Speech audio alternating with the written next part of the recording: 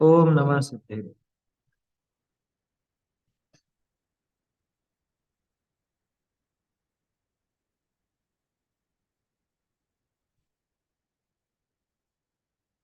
नमः श्री वर्धमानाय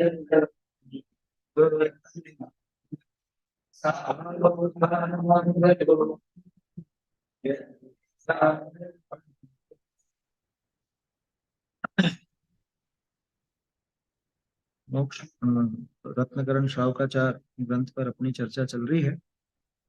और विषय है अपना सत्यानुव्रत। सत्यानुव्रत समझने का अपन प्रयास कर रहे हैं। ये देखो, अणुव्रतों की जो चर्चा है, ये जरूरी नहीं कि जो अणुव्रती है उसी के लिए हो। ये असल में हर एक उस व्यक्ति के लिए है जो मोक्ष मार्ग में आगे बढ़ना चाहता है। सत्यानुव्रत की क्या विशेषता है, क्या स्वरूप है, क्या अतिचार है, ये किसको जानना ज्यादा जरूरी है? जो अणुव्रती हो गया उसे, या जिसे अभी होना है उसे? दोनों को नहीं, जिसे होना है उसे। क्योंकि जो अणुव्रती हो ही गया वो क्या बिना समझे हुआ? बिना समझे हुआ तो फिर तो कोई काम का ही नहीं।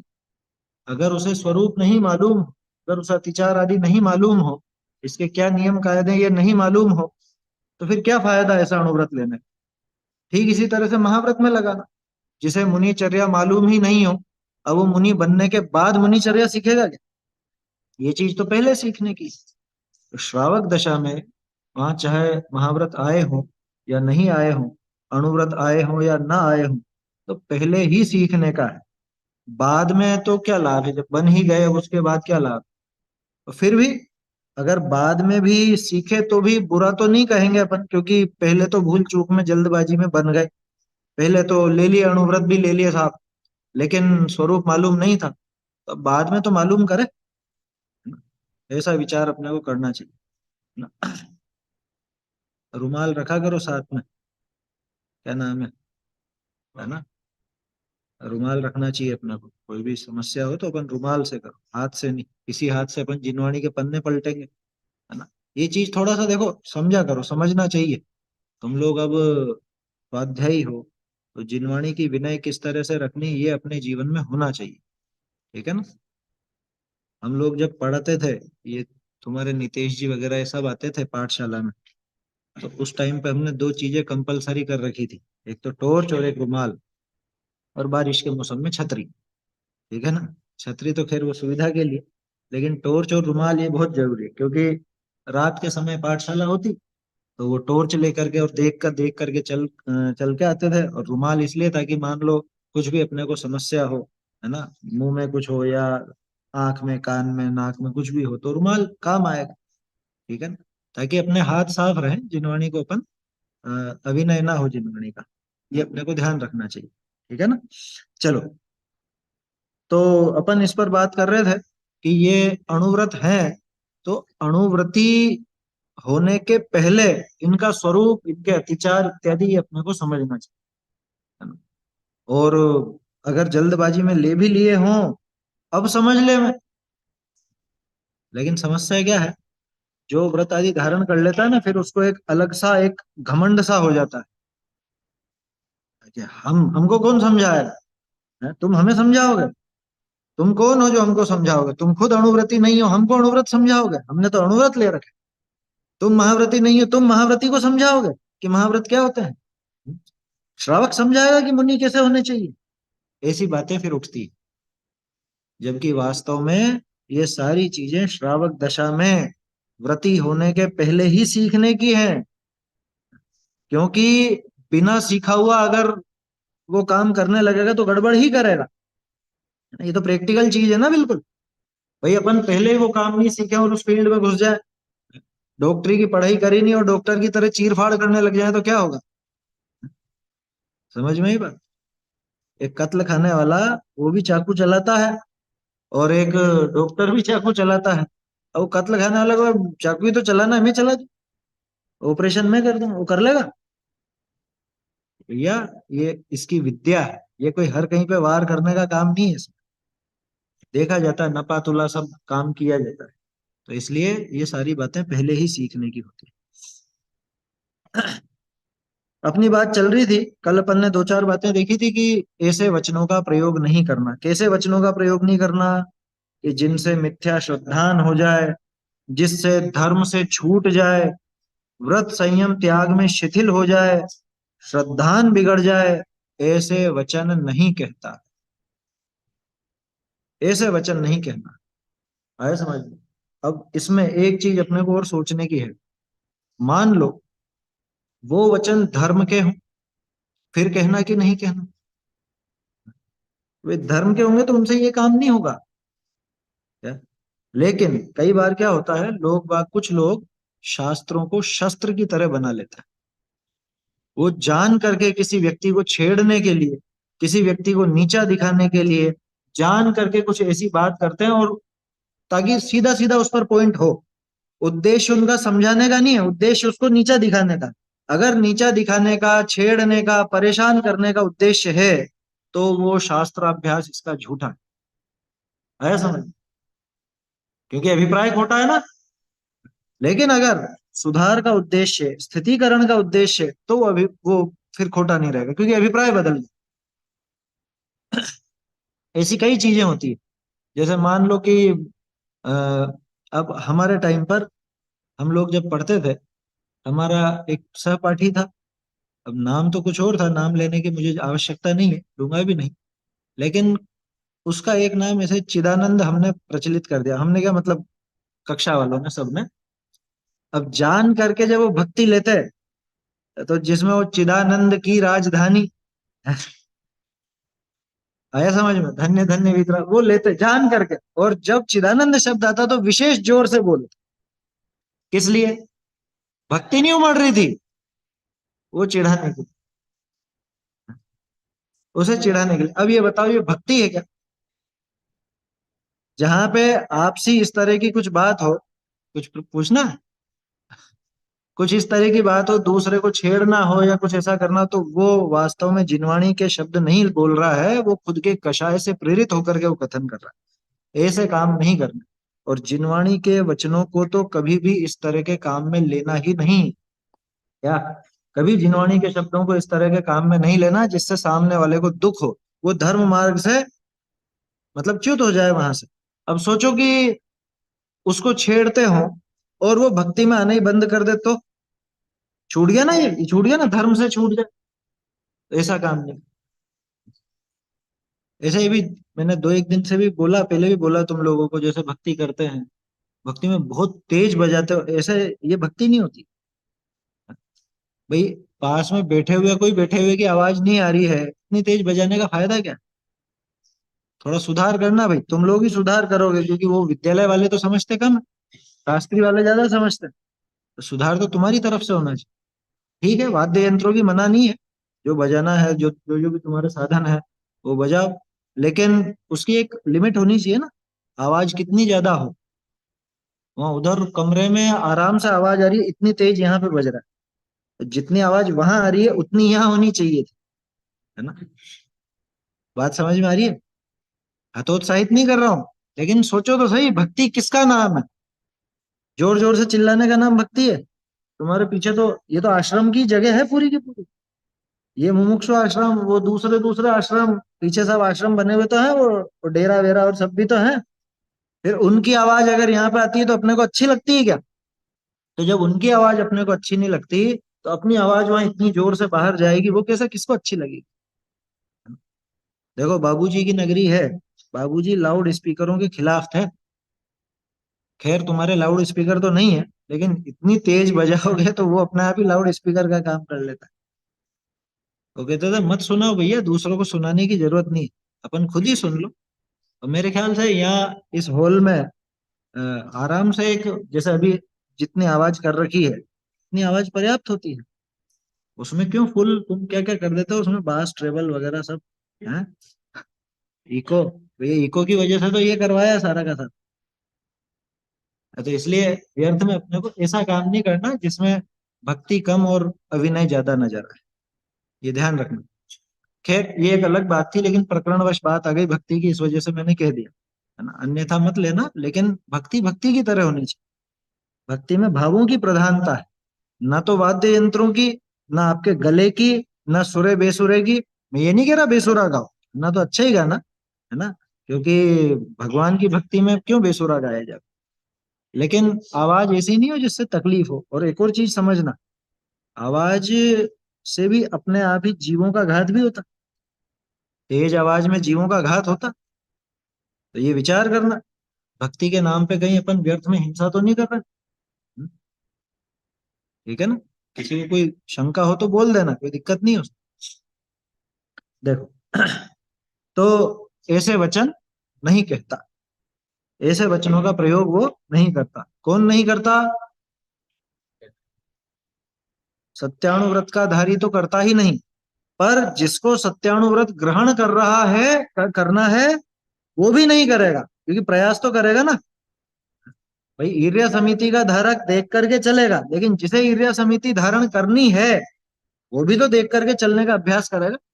तो ऐसा अपने को अभ्यास करना चाहिए। आगे बढ़ते हैं। जिस वचन से कलह विसंवाद पैदा हो जाए, आपस में झगड़े हो जाए, चुगली, ठीक है ना, चुगली करे ना, एक ने दूसरे की चुगली की, अब आपस में ये झगड़ रहे हैं। कह रहे तेरे बारे में तो ऐसा बोला उसने, वो तो तेरे लिए ऐसा ऐसा बोल रहा है, वो ऐसी योजना बना रहा है, हैं? अच्छा, मेरे लिए ऐसा सोचता है, मेरे लिए ऐसा बोलता है, फिर ये दोनों आपस में झगड़े।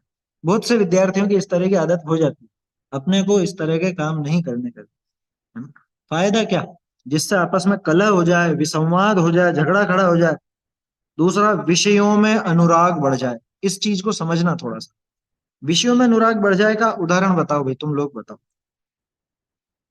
कोई एक ऐसी बात बताओ जिससे सामने वाले का विषय में अनुराग बढ़ जाए, क्या होगा इसका उदाहरण? हम्म। हाँ देखो, बढ़िया उदाहरण ये। हाँ, और बोलो। हाँ, ये ऐसे वचन नहीं कहना जिससे विषयों में अनुराग बढ़ जाए। मैं वहां घूम के आया था, बहुत बढ़िया जगह है, तुम भी होकर के आना, है। बोलो। अब सोचो, ये जो हम सोशल मीडिया पर अपनी पोस्ट चढ़ाते हैं कुछ भी, जैसे पहले भी अपन ने बात की, अनुमोदन ही तो है, उस चीज को बढ़ावा देना है। तुम जिस जगह घूम करके आए और वहां के फोटो चढ़ाते हो, माने तुम दूसरों को प्रेरित कर रहे हो कि तुम भी यहाँ पे जाओ। तुम अगर होटल में कुछ खाते हुए और अपना फोटो चढ़ाते हो, तो इसका मतलब कि तुम भी जाकर के होटल में खाओ, दूसरे लोग प्रेरित होते हैं उससे। ये विषयों में अनुराग बढ़ जाए, ऐसा काम। और विषयों में अनुराग बढ़ाने का मतलब सामने वाले जीव को नरक, मतलब नरक तो क्या कहें, वही पाप के गड्ढे में ढकेल देना, है ना, सीधे शब्दों में कहें तो। यार मैं वहां की कचौरी खा के आया हूँ, वहां की तो खा के देखना एक बार। मैं वो फिल्म देख के आया हूँ, वो फिल्म तो देखना एक बार। क्या ये सब क्या है? ऐसे कथन जिससे विषयों में अनुराग बढ़ जाए। प्रयास ये करना कि जिससे विरक्ति बढ़े, ऐसे कथन निकले। कभी इस तरह के बातें क्यों करना? हालांकि अपने जीवन में देखो, गृहस्थ दशा है और ये सारी चीजें भी होंगी। इसमें एक चीज बोलता हूँ, गंभीरता से समझना इस चीज को, आगे हो सके तो जीवन में अपनाना। अपने जीवन में, गृहस्थ जीवन में तमाम तरह के पाप होते हैं, ठीक है। तुम्हारे जीवन में आगे होंगे, गृहस्थी भी होगी, शादी ब्याह भी होंगे, बच्चे बच्ची भी होंगे, और ये घूमना फिरना भी होगा, और चीजें भी होंगी, क्योंकि अपन पूरी तरह से पांच इंद्रिय के विषयों से मुक्त नहीं है। लेकिन उस पाप को करते हुए भी हमारे मन में ये भाव तो रहे कि ये खोटा काम है, मैं कर रहा हूं जितना ही पर्याप्त है, इसको क्यों दूसरे को बढ़ाऊं। हम्म? मतलब दूसरे को क्यों मैं इस मार्ग का बढ़ावा दूं? बढ़ावा देने लायक तो जैन दर्शन, बढ़ावा देने लायक तो मोक्ष मार्ग है। बात करो तो इसकी ही करो। घूमने जाने की कहना, तो ऐसी जगह की कहना कि भैया वो तीर्थ बहुत बढ़िया, वहां पे बहुत सुंदर सुंदर प्रतिमाएं हैं, जिन मंदिर बहुत सुंदर है, वहां जाकर के आओ। घूमने जाने की कहो तो ऐसी जगह की कहो। है समझ में? कुछ खाने की कहना, तो अरे उनके यहाँ गया था, वो बिल्कुल शोध का भोजन करते हैं, अपने को भी वैसा ही करना चाहिए। उनके घर में बाजार की कोई चीज नहीं आती। खाने पीने की बात करनी है तो ये करें अपन। बढ़ावा क्यों दें? भाई अपने जीवन में पाप कम है क्या जो अपन उसको और आगे बढ़ा? विचार करना इस बात पर गंभीरता से। कोई कह सकता है कि खुद तो कर रहे हैं। अरे खुद कर रहे हैं, यही क्या कम है क्या? यही तो बात कर रहे हैं अपन, कि अपने जीवन से वो पाप पूरी तरह नहीं छूटे हैं, तो कम से कम हम उसको दूसरों तक फैला करके बढ़ावा तो न दें। ये एक विरक्त जीव का विचार होता है। अगर हम वास्तव में मोक्ष मार्ग में आगे बढ़ना चाहते हैं तो हमारा विचार इस तरह का होना चाहिए। और अधिकांश लोगों की प्रवृत्ति कैसी होती है, मूर्खों जैसी। अरे उनकी शादी में तो क्या गजब डेकोरेशन किया, और ये करा और वो करा, बैंड वहां का बुलाया, नाचने वाले वहां के बुलाए। नाचने वाले तो खैर आजकल सभी यहीं के ही हो जाते हैं, घर के हैं। और खाने का ऑर्डर तो उसको दिया था और ऐसा दिया था वैसा। अरे तुझे क्या लेना देना है? तू जाकर के वहां पाप कमा के आया है, दूसरों को क्यों उस पाप में और ढकेलना चाहता है? विचार करना भाई, है ना। बात थोड़ी अटपटी जरूर लग रही होगी किसी किसी को, लेकिन अपन खुद वो पाप कर रहे हैं तो फिर आगे बढ़ाने में क्या? अरे अब तो पाप कर रहे हैं वो सीमित करें ना, बढ़ावे क्यों? हम छोड़ नहीं पा रहे हैं वो पाप पूरी तरह से, तो कम से कम इतना तो करें कि दूसरों को उसके लिए प्रेरित नहीं करेंगे, दूसरों को उस पाप का बढ़ावा नहीं देंगे। इतना तो कर सकते हैं ना। तो जितना बचो उतना अच्छा, जितना बचो उतना अच्छा। ये अणुव्रत क्या है? अणुव्रत यही तो है कि पूरी तरह से मैं विरक्त होकर के महाव्रती नहीं हो सकता, तो कम से कम अणुव्रत तो लूं। और अपन उससे भी नीचे की बात कर रहे हैं, अणुव्रती भी नहीं हो सकते तो कम से कम ऐसा तो करें कि वो पाप अपने तक ही सीमित रखें, दूसरे का तक नहीं बढ़ावें। विचार करना गंभीरता से, है ना। आगे बढ़ाने लायक तो जिनवाणी की ही बातें हैं, आगे बढ़ाने लायक तो वीतरागता ही है, वैराग्य का भाव ही, है ना। ऐसा समझना, ये जीवन सुधार की चीजें हैं ये। जिस वचन से कलह विसंवाद पैदा हो जाए, विषयों में अनुराग बढ़ जाए, ये समझ में आया ना? विषयों में अनुराग बढ़ जाए, बहुत आरंभ में प्रवृत्ति हो जाए, बहुत आरंभ में प्रवृत्ति हो जाए। जैसे उदाहरण के तौर पर मान लो कुछ ऐसी बात कह देना कि जिससे फालतू की भागा दौड़ी बढ़ जाए। जैसे समझ लो तुम्हें कोई आयोजन करना है, ठीक है ना। आयोजन एक अच्छे तरीके से, सीधे सरल तरीके से किया जा सकता है, लेकिन उसमें दंड फंद ज्यादा फैलाने की नहीं, नहीं ऐसी, ऐसा दिखावा भी करो, यहाँ ये लगाओ वहां वो लगाओ और उधर ये करो वो करो, और सब मेहमानों की इस तरह से व्यवस्था करना, ये आरंभ बढ़ाने के कारण है। ये वचन कहना भी अपने लिए एक तरह से पाप है, सीधे सीधे शब्दों में कहूँ कि इसमें झूठ क्या है, हम व्यवस्था कर रहे हैं कि नहीं, आरंभ बढ़ रहा है ना। आरंभ बढ़ रहा है माने हिंसा बढ़ रही है। अब इसमें अपन दो तरह से देखें, ऐसे काम भी नहीं करना जिससे आरंभ बढ़ जाए। उदाहरण के तौर पे अपन ने कुछ खाया, मान लो मूंगफली खाई, और मूंगफली के छिलके इधर उधर फैला दी, ये आरंभ बढ़ा ना। ये सीधा तरीका क्या था? कचरे के डब्बे में डाल देते, इतना सही तो काम था। लेकिन हमने तो खाई और इधर उधर सब जगह फैला दी, ये क्या होगा? ये आरंभ बढ़ाने का काम। अभी तुम लोग तो इतने नजर नहीं आते, ये विद्यालय वाले तो आंवले बहुत तोड़ते हैं और इधर उधर बहुत फैलाते हैं। ये आरंभ और हिंसा दोनों बढ़ाने का काम। ऐसे वचन भी नहीं कहना जिससे आरंभ बढ़े। क्या मतलब? अभी मैच होना है ना, अगर किसी को आ जाए जोश कि नहीं नहीं एक काम करो, अपन तो स्टेडियम करो, और स्टेडियम में करेंगे अपन तो घास वास की कटाई भी बराबर करवाएंगे और नया पिच बनवाएंगे, हैं। और वो, ये आरंभ बढ़ाने के काम है कि घटाने के काम? ये सीधा सीधा अपने पास के एक मैदान में वो काम हो रहा है, चल जाओ। हालांकि वो भी कोई पुण्य का काम तो है नहीं, लेकिन अब अपनी दशा में चल रहा है, अपनी भूमिका में वो सारे काम होते हैं, खेल कूद भी होती है, सब होता है, लेकिन उसको अपन सीमित कर सकते हैं। तो ऐसे कथन नहीं करना, ऐसी सलाह नहीं देना जिससे आरंभ बढ़े। क्या? ऐसी सलाह नहीं देना भाई, सीमितता में अपना काम हो जाए। ये तो ध्यान है ना अपना, ये तो पाप का ही कार्य है। खेल कूद में पुण्य क्या है?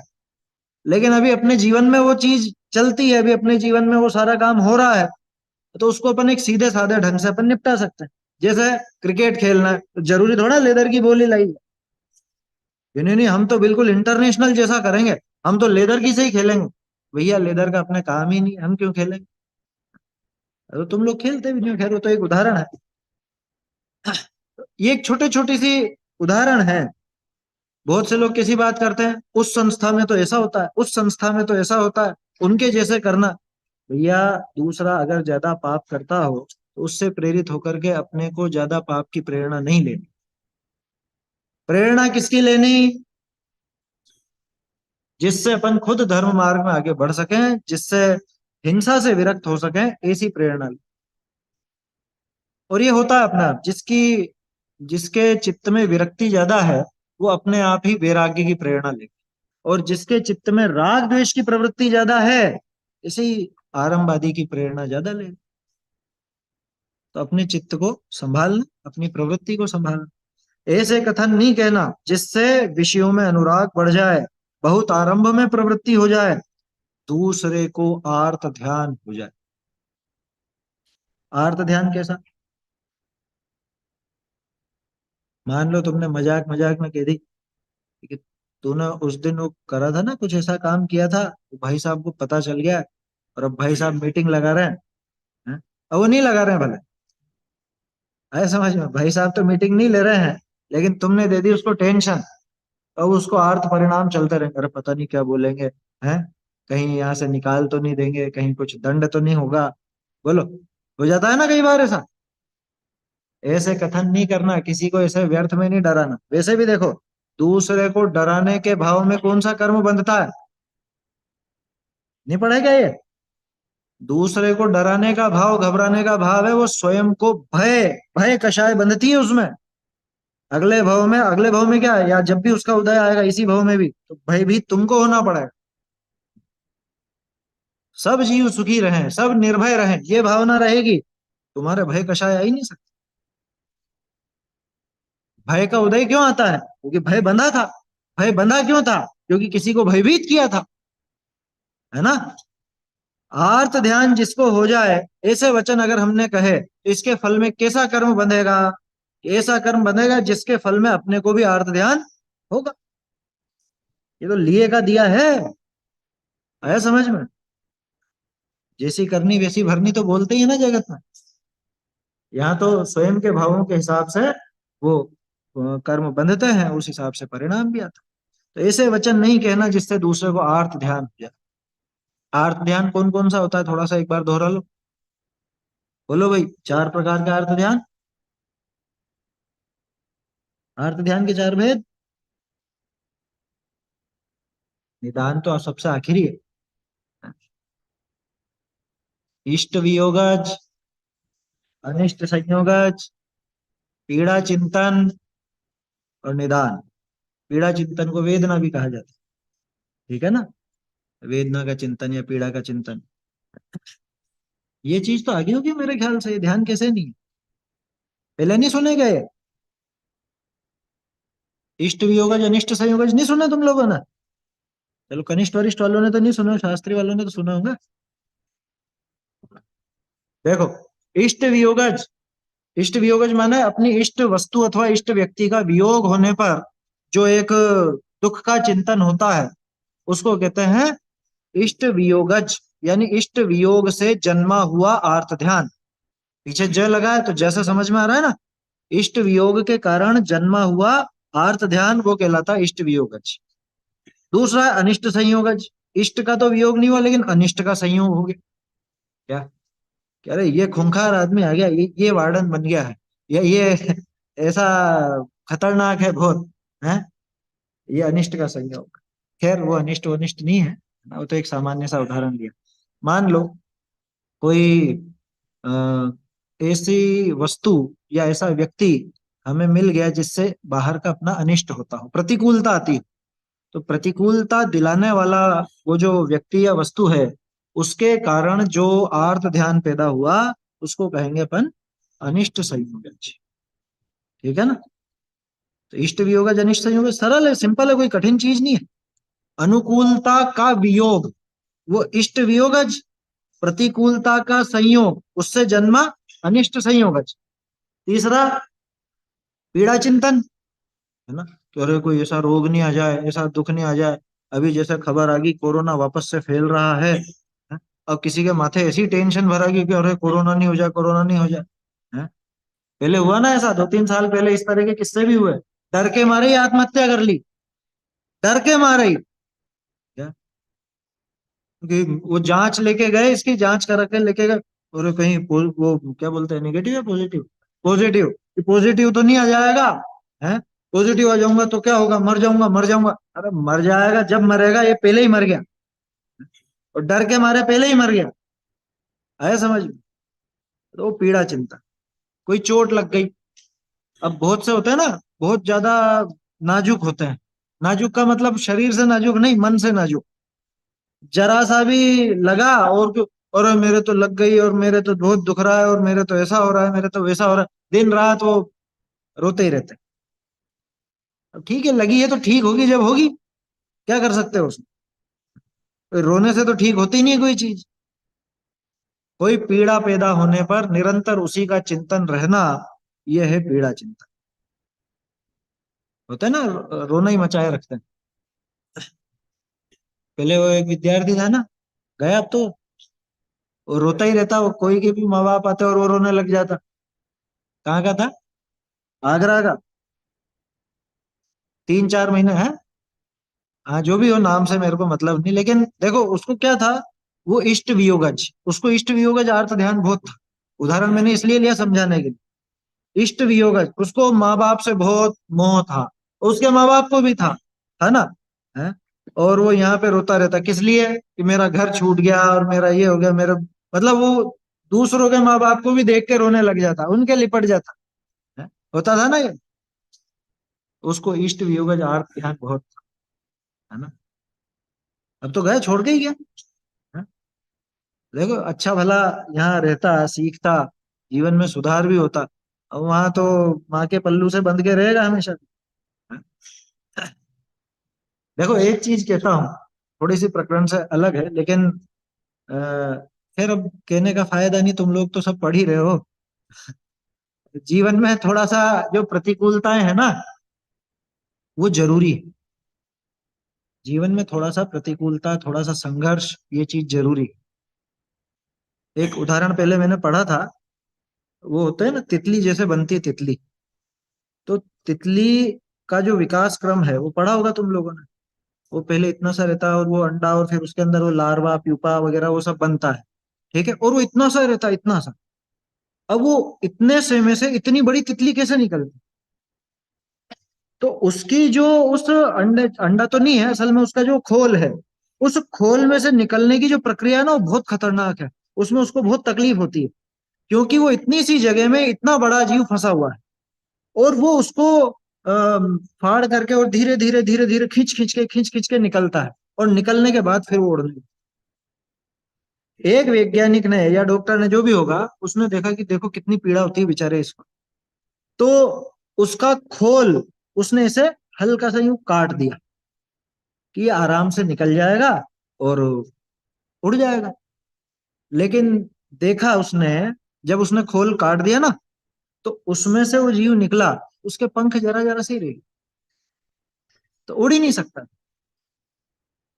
तो वो जो तकलीफ थी उसमें से निकलने की, वो तकलीफ जरूरी थी। क्यों? कि उस निकलने के क्रम में, उस जरा सी जगह निकलने के क्रम में उसके पंख विस्तार पाते थे, उसके पंख उससे खिंच करके बड़े होते थे, और इसने सुविधा देने के नाम पर उसके पंखों को छोटा ही रह जाने दी। तो इसलिए जीवन में थोड़ी प्रतिकूलता हमें, या थोड़ी सी विपरीतता अपने को लगे, संघर्ष हो, तो उससे घबराना नहीं, उससे अपन ही मजबूत बनते हैं, अपनी मजबूती आती। ठीक है ना। खैर ये तो प्रकरण से अलग बात थी, लेकिन चूंकि तुम लोग अभी अलग रहते हो, थोड़ी सी तुमको ऐसे कई बार लगता होगा कि अरे यहाँ पे परेशानी है, थोड़ी सी सर्दी की, गर्मी की, है। कभी मन चाहा भोजन मान लो नहीं मिल पाया, वैसे कोशिश तो अच्छे से अच्छे की रहती है यहाँ पे, लेकिन फिर भी कभी मान लो नहीं हुआ मन का, कभी किसी ने डांट दिया, कुछ ऐसा हो गया वैसा हो गया, तो लगता है ना। तो हमेशा विचार करना, इन चीजों से तुम मजबूत बनते हो, इन चीजों से एक अपना चारित्रिक विकास होता है, जैसे उसका पंखों का विकास हुआ, ऐसे अपने चारित्रिक विकास होता है, अपने जीवन की एक दिशा निर्धारित होती है। ठीक है, खैर वो अलग बात थी। तो दूसरे को आर्त ध्यान हो जाए ऐसा काम नहीं करना, ऐसे वचन नहीं बोलना, ना तो ऐसी क्रिया करना, न इस तरह के वचन बोलना कि जिससे दूसरे को कुछ आर्त ध्यान हो जाए। जैसे पीड़ा चिंतन की बात अपन ने की, अब वो जान करके उससे कि अरे तुझे तो बहुत चोट आ गई, तुझे तो ऐसा हो गया, तुझे तो वैसा हो गया, अब उसका ध्यान नहीं था, लेकिन ये वापस से उसका ध्यान आ गया। कुछ समय पहले मैं कहीं पर गया था, और वहां एक महिला का मतलब उसका बेटा साल भर पहले मर गया था, साल भर हो चुका था उसको। ठीक है, उसका बेटा मर गया था। अब ठीक है, वो तो बोल रही थी, कर रही थी, सब बातें हो ही रही थी, है ना। बाकी वियोग तो वियोग होता है ना। अब तीसरा व्यक्ति आकर के ऐसे ही बात करने लगे, ऐसी बातें चलने लगी, तो उन्होंने कि तुम्हारा भी तो बेटा मर गया है ना। अब ये बताओ, ये बात कहने की आवश्यकता है?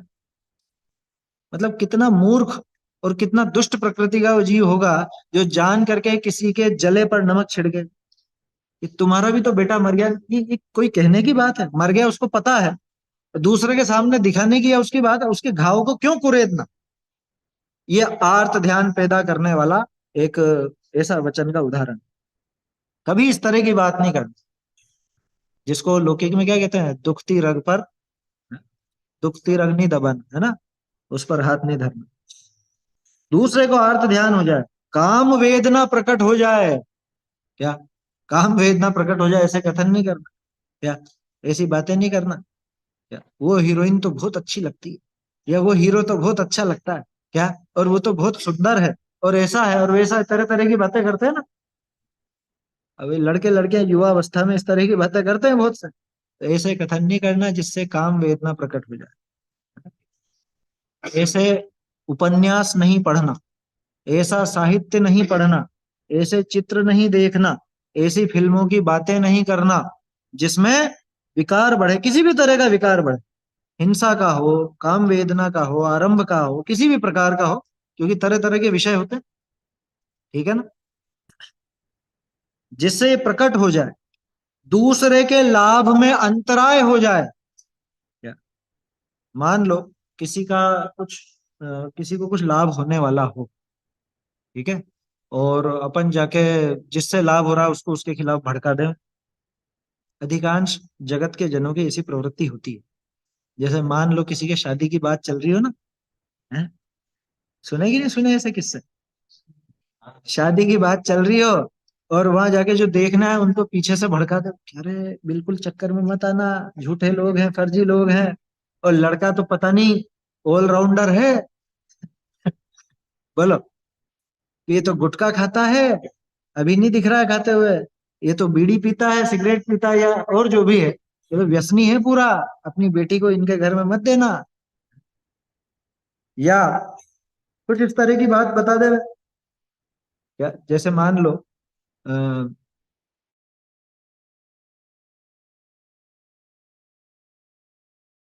कि ये सब है कि हाँ वो तो सब ठीक है, लेकिन क्या पता आगे वो मुनि बन जावे तो, उसका तो शायद ब्रह्मचर्य का विचार है।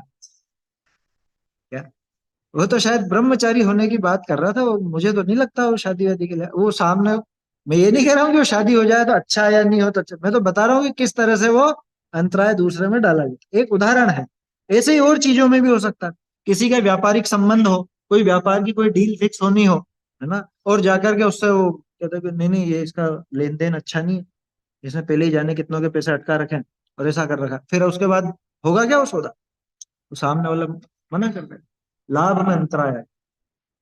हाँ, इतना ध्यान रखना कि अपना जो साधर्मी है, साधर्मी को उचित सलाह देना।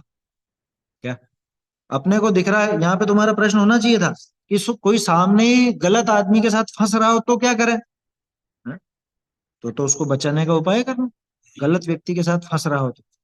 मैंने जो उदाहरण दिए वो उनके जो बातें बना करके सही व्यक्ति के बारे में भी उल्टा बोल देते, लेकिन अगर कोई अपना साधर्मी गलत व्यक्ति के किस्से में फंस रहा हो, चाहे व्यापार का हो, चाहे शादी ब्याह का हो, चाहे कुछ भी, तो वहां बिल्कुल सही सलाह देना। आया समझ में? साधर्मी के लिए तो अपने को इतना विचार करना चाहिए कि आगे इसका जीवन भी भाई सुखमय रहे, ये क्यों गलत व्यक्ति के साथ फंसे। ठीक है, तो दूसरे के लाभ में अंतराय हो जाए, दूसरे की जीविका बिगड़ जाए, जीविका बिगड़ने का उदाहरण आ ही गया, है ना, व्यापार आदि से संबंधित कुछ इस तरह की बात कहना। या मान लो जैसे तुम्हारा किसी से झगड़ा हो गया यहाँ पे किसी कर्मचारी से, अब तुम जान करके जो ऊपर के अधिकारी हैं उन अधिकारियों से उस कर्मचारी के खिलाफ उल्टी सीधी बातें कहो, बिना बात, बिना बात क्यों, कि सिर्फ तुम्हारा झगड़ा है इसलिए, इसको तो निकलवा के ही रहूंगा मैं, इसको तो यहाँ से हटवा के ही रहूंगा, इस तरह का विचार करके उसके खिलाफ योजना बना करके ऐसे कथन करें, तो ये अ, अच्छी बात नहीं, दूसरे की आजीविका बिगड़ जाए ऐसा काम नहीं करते। लेकिन इसमें भी ध्यान रखना, कोई बिल्कुल व्यसनी हो, विपरीत मार्गी हो, वो अपने धार्मिक क्षेत्र में उसका तो क्या कहें, उससे तो काम कराया नहीं जाता, अपने को ऐसी विपरीतता पता चलती हो, या अपने को उसके आचरण से अपने यहाँ कलंक लगता नजर आता हो, तो अपने को सचेत कर देना। उसमें व्यक्तिगत विद्वेष की भावना नहीं है, ध्यान रखना। व्यक्तिगत विद्वेष की वजह से नहीं, बल्कि कि भाई ये अपनी संस्था पर कलंक ना लगे, अपनी संस्था में कलंक ना लगे। तुम्हारे वो कोटा में हुआ ना एक किस्सा ऐसा, एक दूसरी संस्था में, आया समझ? अरे यहाँ की नहीं कह रहा हूँ भाई, यहाँ कौन सा किस्सा हो गया ऐसा? यहाँ तो कुछ भी नहीं। अन्य संस्था भी तो वहां पे इस तरह का किस्सा हुआ ना। तो ये सचेत रहने का काम तो है ही सही, कि भाई जिसमें कलंक ना लगे तो अपने को सचेत करना। व्यक्तिगत रूप से झगड़े से नहीं, व्यक्तिगत विद्वेष से नहीं, धर्म मार्ग पर कलंक ना लगे, इस वजह से वहां पे उपगूहन की भावना मुख्य है, स्थितिकरण की भावना मुख्य है। ऐसा समझना। माने कुल मिला के एक संतुलित विचारधारा चाहिए, क्योंकि अगर व्यक्तिगत विद्वेष होगा तो फिर तो ये आजीविका बिगाड़ने का भी उपाय करेगा या कुछ और भी काम करेगा। लेकिन अगर इसको धर्म मार्ग का, धार्मिक संस्था के क्या कहें, उसकी एक छवि का विचार होगा, तो ये बिल्कुल सही काम करेगा, गलत व्यक्ति को शामिल नहीं होने देगा। उसमें आजीविका बिगाड़ने का उपाय नहीं, ध्यान रखना।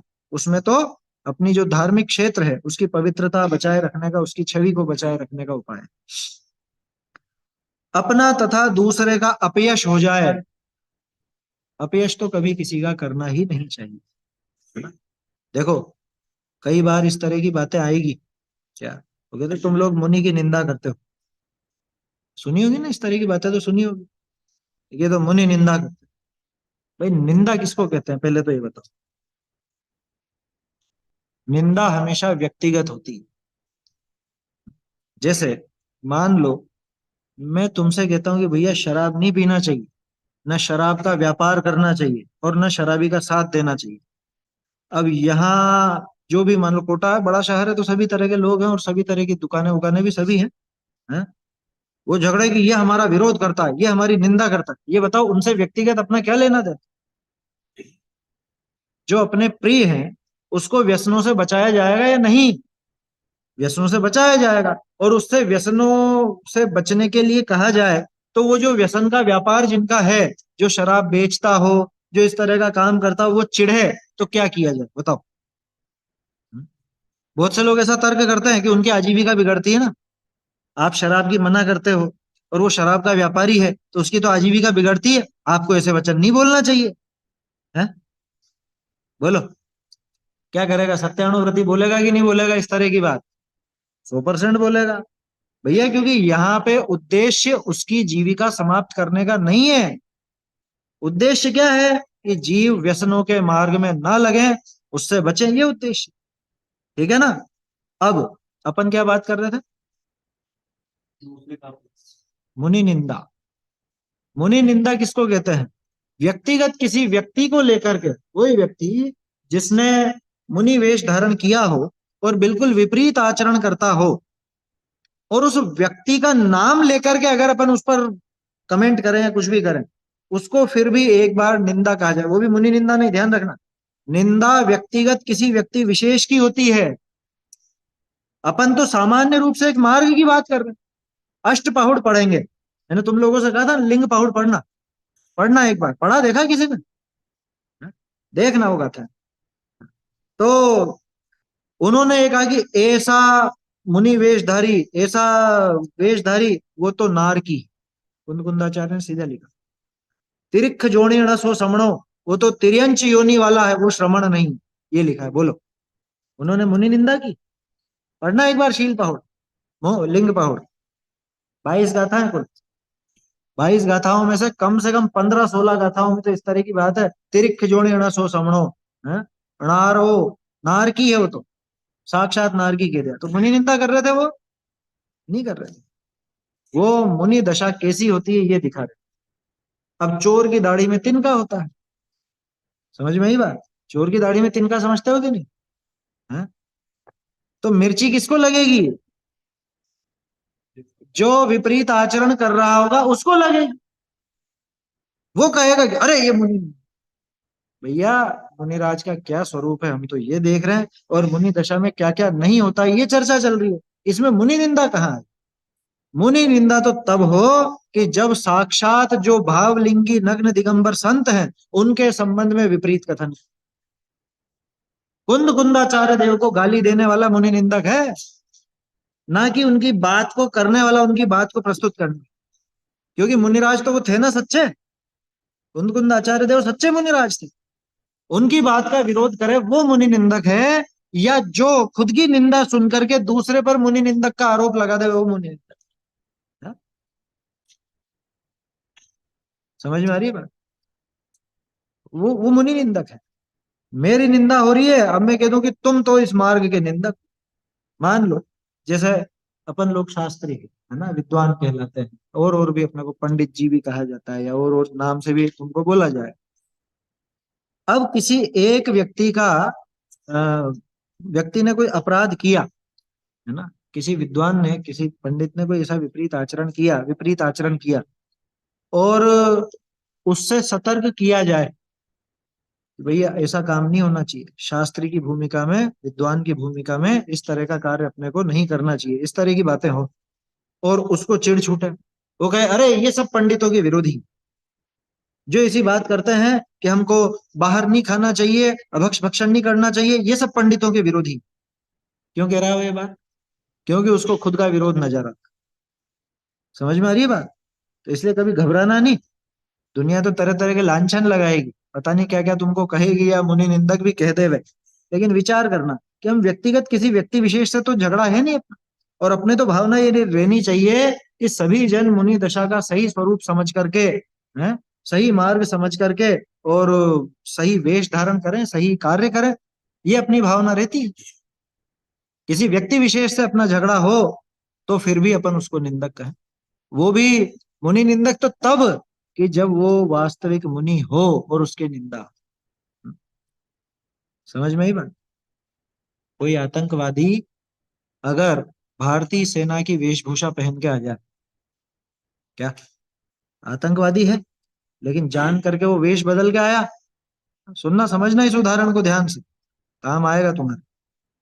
वो भारतीय सेना के वेश में आ जाए, और तुम उसकी प्रवृत्ति देख करके उसके कार्यों का निषेध कर रहे हो। तुम कह रहे हो अरे ये है ही नहीं, ये भारतीय सैनिक नहीं है, ये आतंकवादी है, और इसको सजा मिलनी चाहिए, या इसको तो पकड़ के बंद करो, नहीं तो ये जाने क्या क्या कांड कर देगा यहाँ। तुम ऐसी बात कहो, और वो उसके विरोध में क्या कहता है, अरे ये सेना विरोधी है, ये देश विरोधी है। बोलो, इस तरह के डायलॉग तुम्हारे खिलाफ चलने लग जाए तो क्या वास्तव में सेना विरोधी, देश विरोधी है? ये नहीं है, बल्कि सेना या देश, उसकी रक्षा कैसे हो, उसकी पवित्रता कैसे बनी रहे, ये विचार है। इसलिए वो चर्चा की जा रही है। ठीक है ना? तो उसको सेना का निंदक नहीं कहते। बस उसी तरह से यहाँ समझना, कभी ऐसी बात उठे तो घबराना नहीं, विचार करना कि क्या हम किसी व्यक्ति विशेष की निंदा कर रहे हैं। हम तो उस खोटे मार्ग की निंदा कर रहे हैं जो ऐसा वेश धारण करके कोई लोग करते हैं। हमें उस व्यक्ति से भी मतलब नहीं, हमें तो मतलब ये है कि भाई जैन दर्शन इससे कलंकित ना हो, है ना? देखो, तो दूसरे की जीविका बिगड़ जाए, अपना तथा दूसरे का अपयश हो जाए, ऐसे निंद वचन सत्यानुव्रति को कहना योग्य नहीं है। इस तरह के वचनों का प्रयोग नहीं करना कभी भी, अपने जीवन में भी विचार कर। देखो अब और आगे कह रहे हैं, बोल्ड कर रखे हैं इनको तो।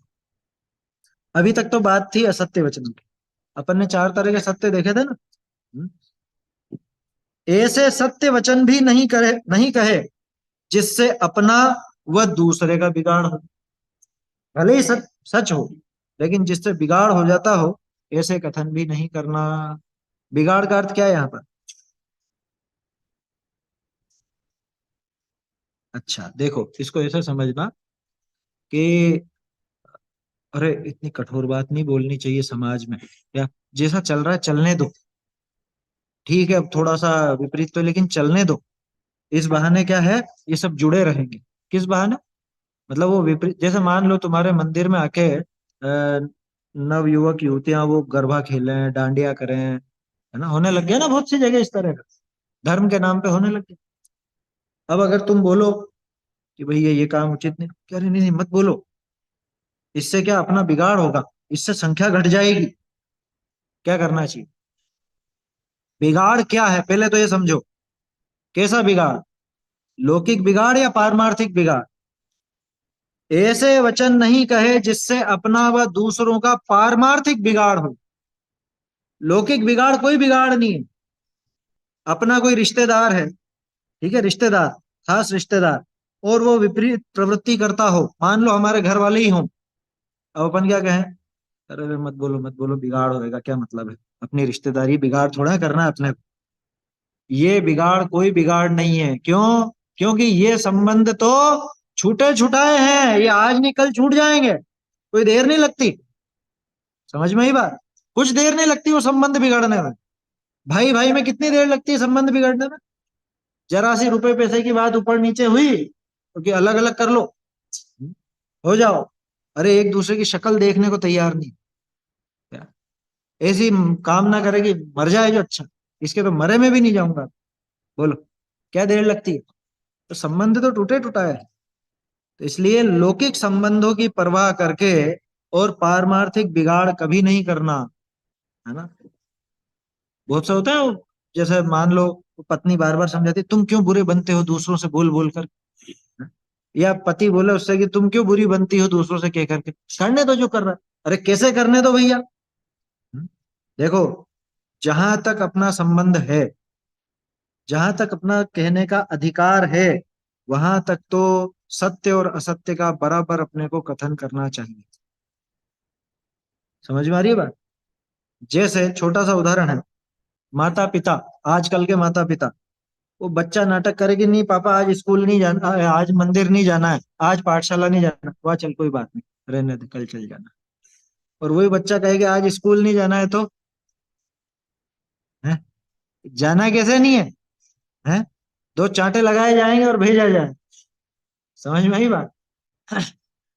तो इसको समझना, इसकी दृष्टि में क्या है, दूसरों से क्या कहता, देखो हम तो ज्यादा पीछे नहीं पड़ते, हम ज्यादा ऐसे बिगाड़ वाली बात नहीं करते, हम तो ठीक है, माने तो ठीक, नहीं माने तो ठीक। कि तू लौकिक में भी यही वृत्ति रखता है क्या? लौकिक में भी ऐसा ही विचार रखता है क्या? है? वो बाप अपने बेटे को घर से निकाल देता है अगर व्यापार उसके हिसाब से नहीं करे तो, कि दुकान पे समय नहीं देते हो तो यहाँ पे बराबर टाइम से नहीं आते हो, टाइम से काम नहीं करते हो, हमारे हिसाब से नहीं चलते हो तो कर लो अलग तुम्हें। होता है ना ऐसा? और मंदिर या धर्म के नाम पे ठीक है हम तो ज्यादा प्रेशराइज नहीं करते, हम तो ज्यादा दबाव नहीं डालते। कि भैया जितना अधिकार लौकिक में रखते हो उतना ही अधिकार पारमार्थिक हित का भी तो है ना। तो यहाँ बिगाड़ का क्या अर्थ है? ऐसे कथन नहीं बोलता जिससे पारमार्थिक बिगाड़ हो जाए। लौकिक बिगाड़ की परवाह नहीं, क्योंकि लौकिक बिगाड़ सुधार तो सब पुण्य पाप के अधीन, है ना। तो बाहरी वस्तुएं तो सब पुण्य और पाप के अधीन स्वयमेव परिणमित होती हैं। खास चीज ये है कि इस जीव का ऐसा बिगाड़ नहीं हो कि जिससे इसका धर्म भ्रष्ट। ऐसा सत्य वचन भी नहीं कहे जिससे अपना व दूसरे का बिगाड़ हो जाए, है ना? रिश्ता बिगड़ जाए वो वाली बात नहीं है।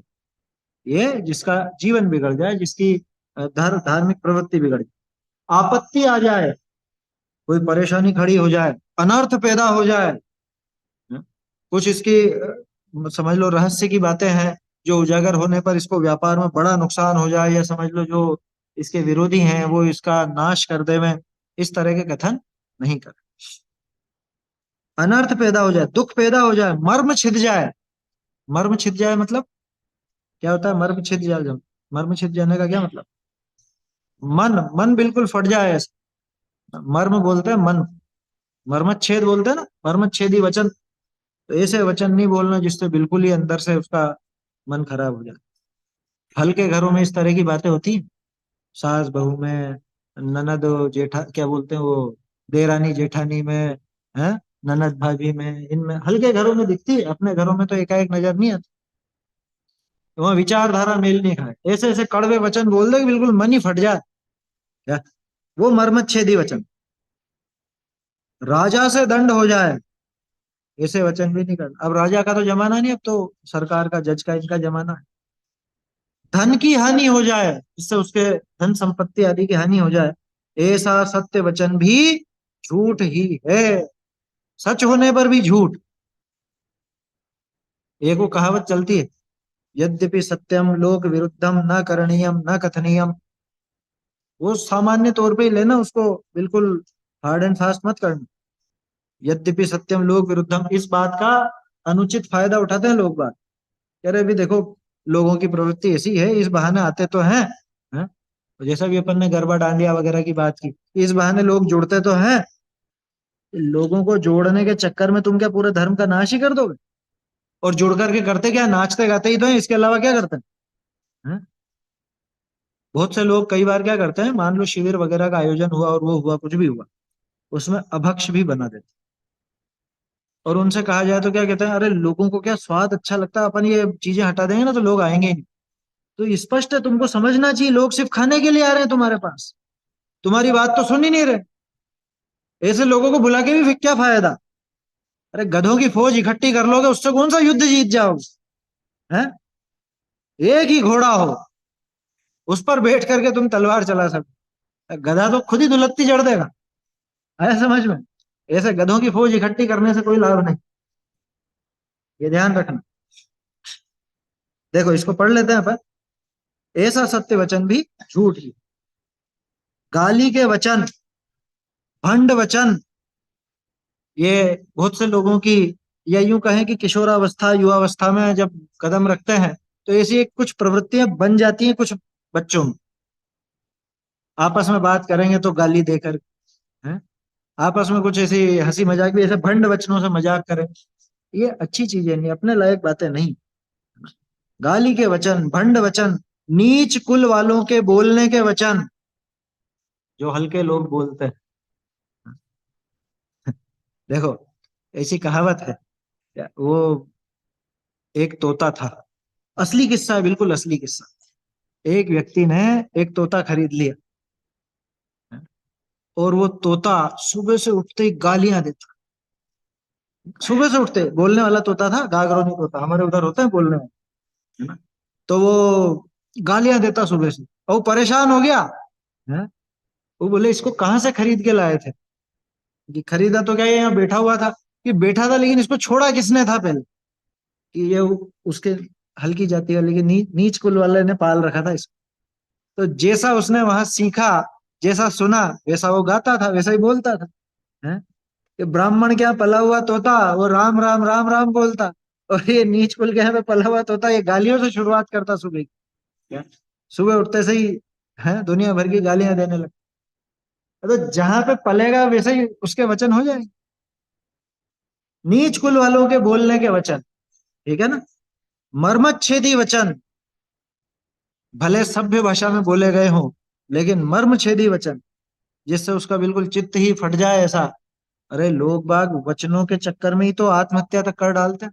इसने मुझसे ऐसा बोल दिया, इतनी कड़वी बात बोल दी, ऐसा कठोर बोला, आत्मघात कर लेते।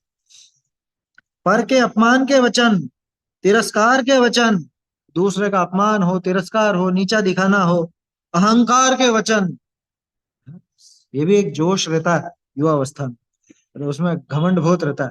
हाँ? हम सबसे बड़े खिलाड़ी हैं, हमारे जैसा कोई नहीं खेल सकता है, हमारे जैसा कोई नहीं पढ़ सकता। अरे तुम क्या लगोगे, तुमको तो चुटकियों में हरा देंगे। हैं? बोलो, 3-0 से हराना है कि 4-0 से? हैं? बोलो। ये घमंड के हैं, मान के वचन है ना? युवावस्था में जोश की वजह से वो कषायों की अधिकता भी रहती है।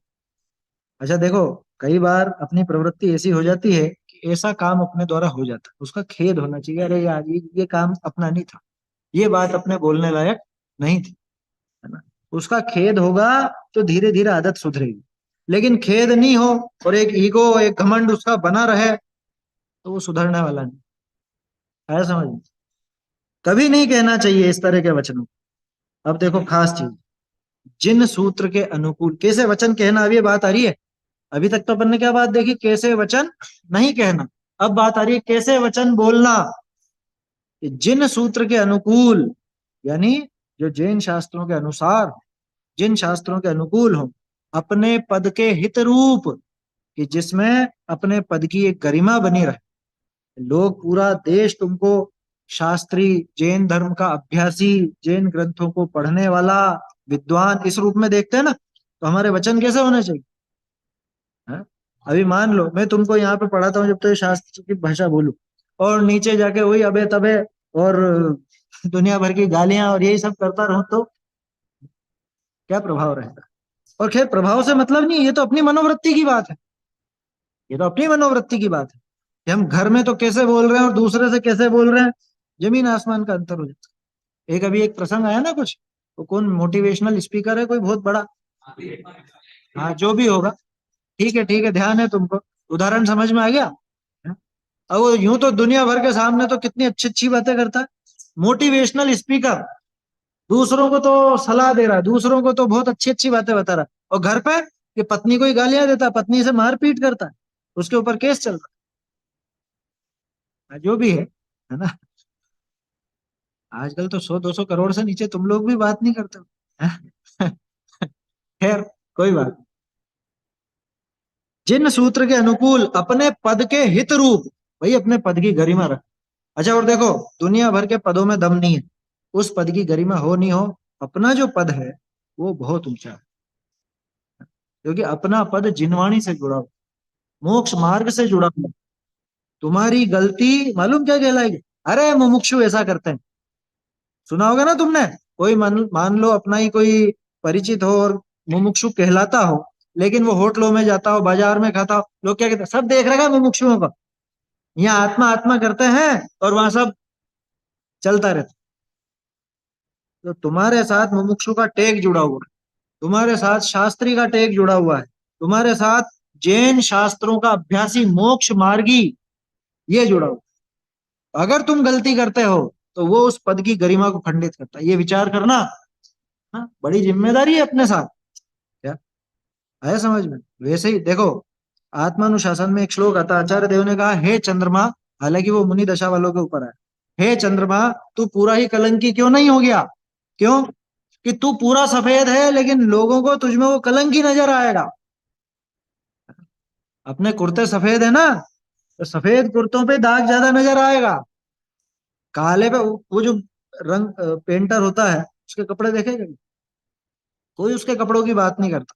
क्यों? क्योंकि वो रंग बिरंगा ही रहता है हमेशा, कपड़ों के छींटे उस पर लगे हुए हैं ढेरों, उस पर काला भी लगाओ तो किसी को फर्क नहीं पड़ रहा और कोई देखने वाला नहीं। लेकिन अगर तुम्हारा पूरा सफेद कुर्ता हो और उस पर एक दाग काला हो, वो सबको नजर आए। हमेशा ध्यान रखना है बात। अपने पद के हितरूप, बहुत प्रलाप रहित, फालतू की बकवास नहीं करना। हो रही थी ना प्रलाप, कब? तो प्रलाप नहीं करना, प्रलाप माने फालतू की बकवास, ज्यादा नहीं बोलना।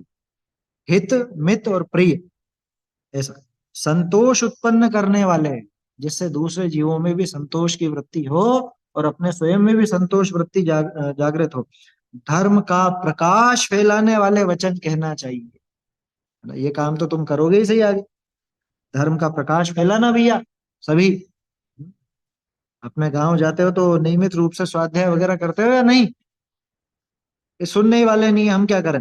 अरे तुम्हारे घर वालों को सुनाओ, अपने छोटे भाई बहनों को सुनाओ, माँ बाप को सुनाओ, उसमें क्या है ना? ये विद्या सीख रहे हो तो प्रकाश फैलाओ, ये प्रकाश तुमको मिला है ना, तो इस प्रकाश को आगे और फैलाओ। जिनसे न्याय रूप आजीविका सधे, अनीति रहित होए, जिससे न्याय रूप आजीविका सधे, ऐसे वचन बोल। ऐसे वचन नहीं बोलना जिसमें बहुत बहुत झूठ बोलना पड़े, ऐसा व्यापार भी नहीं कर। अनीति रहित हो ऐसे वचनों को कहने वाले गृहस्थ के स्थूल असत्य का त्याग रूप दूसरा अनुव्रत होता है ना। तो अपने वचन कैसे होने चाहिए, ये अपने को इससे सीखना चाहिए। ठीक है, ये श्लोक हो गया, इसका अर्थ भी हो गया। अब सत्यानुव्रत के 5 अतिचार की चर्चा आगे फिर हमारी होगी, है ना। अब तो तुमसे विदा लेंगे। प्रश्न था ना एक?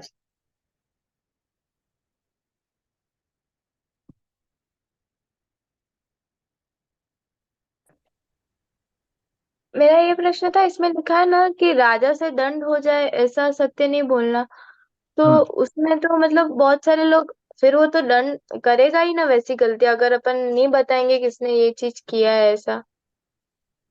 कल जो बात चली थी वो यही बात है, कल वो कोर्ट केस की और उसकी बात चली थी ना। तो अपनी प्रवृत्ति कैसी रहनी चाहिए कि भैया, पहली बात तो अपने को तीसरे व्यक्ति के काम में उलझना ही नहीं, है ना।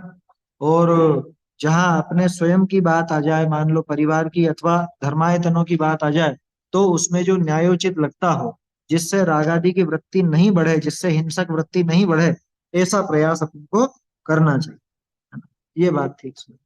चलो श्लोक बोल लेते हैं।